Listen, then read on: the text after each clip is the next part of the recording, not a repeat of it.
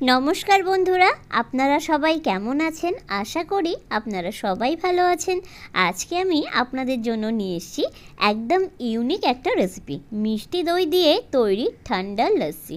গরমে এক গ্লাস এই লস্যি যদি আপনারা খেয়ে থাকেন তাহলে শরীর এবং মন দুই ঠান্ডা হয়ে যাবে।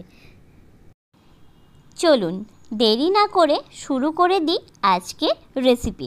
তবে রেসিপিটা শুরু করার আগে আমি কিছু কথা আপনাদের সাথে শেয়ার করতে চাই।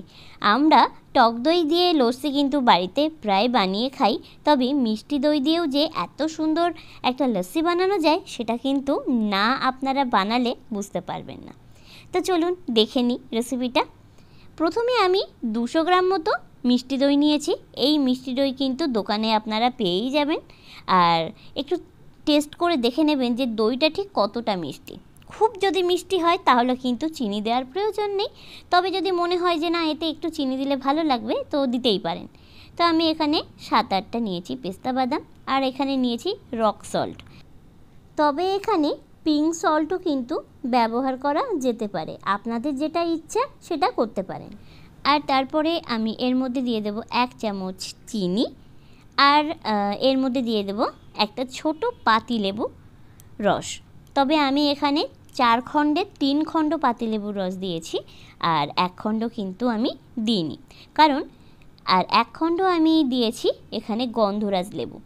এই পাতিলেবুর রসটা একটু টকটক ভাব আনার জন্য দিয়েছি, আর গন্ধরাজটা কিন্তু সেন্ট যাতে খুব ভালো বেরোয় তার জন্য দিয়েছি। অবশ্যই কিন্তু গন্ধরাজ লেবুর ব্যবহারটা করবেন, তবে গন্ধরাজ লেবুটা সামান্য দিলেও চলবে, জাস্ট হালকা গন্ধ করার জন্য। এই সমস্ত উপকরণ কিন্তু আমার দেওয়া হয়ে গেছে।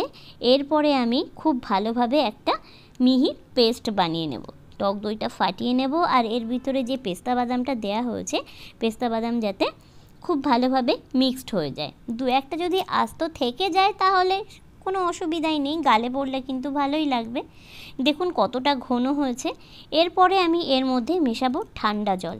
আপনারা যদি মনে করেন যে ঠান্ডা জলের পরিবর্তে বরফের কিউব দেবেন সেটাও কিন্তু দিতে পারেন।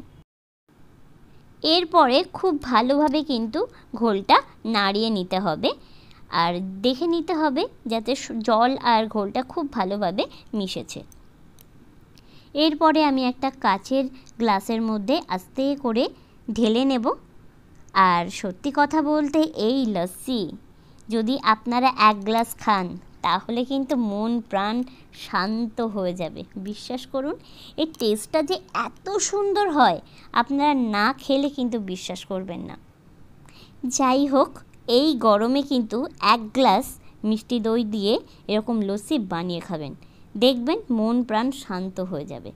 এরপরে যে কয়েকটা রোস্টেড আমি পেস্তা বাদাম নিয়েছিলাম, সেই পেস্তা বাদাম কিন্তু গ্রেটারের সাহায্যে এরকম কুড়ে নিয়েছি।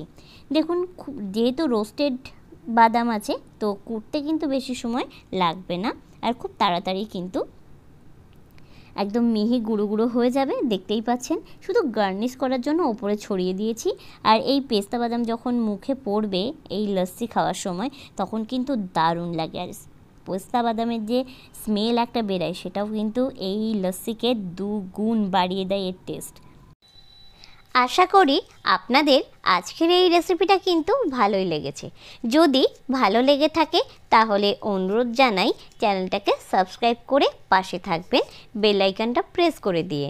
আর যদি পুরনো বন্ধুরা আজকের এই রেসিপিটা দেখে থাকেন তাহলে অনেক অনেক অনেক ধন্যবাদ রেসিপিটা দেখার জন্য। পরের সপ্তাহে নতুন রেসিপি নিয়ে আবারও হাজির হয়ে যাব। ততক্ষণ পর্যন্ত ভালো থাকবেন, সুস্থ থাকবেন। নমস্কার।